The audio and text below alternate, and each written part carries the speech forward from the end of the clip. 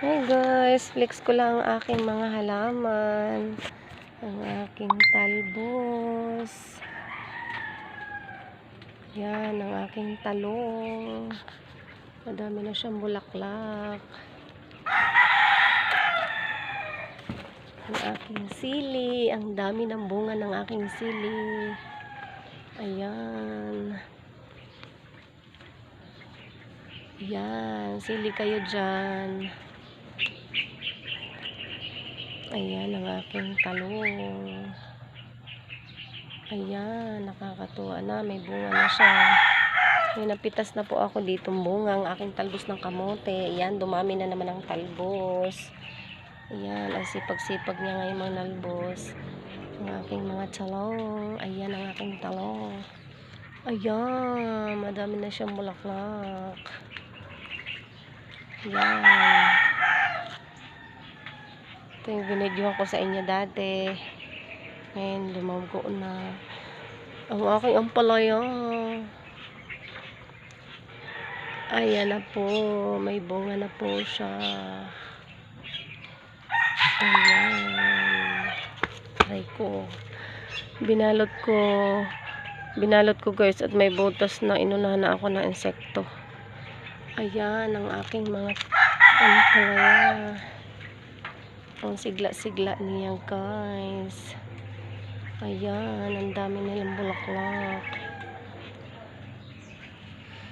Yan, abangan nyo po pag ari na munga, may bahagi kayo sa akin. Nasaan na yung ibang bunga nito. Ayan.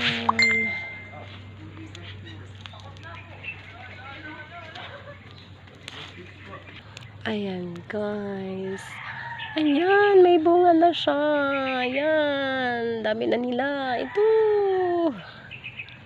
Yan. Ayan pa.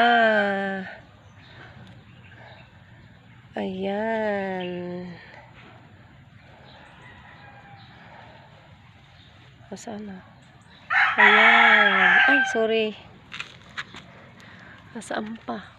Madami na itong bunga eh. Kailangan balutin kasi kinakain ng insekto. Saan na yung iba din eh. Meron ito. Ayun. Hala, wag sanang mamatay ari. Bakit ari nanilaw? Ano kaya pwedeng i-spray dito para hindi siya manilaw? Ayan. Dami na siyang bulaklak.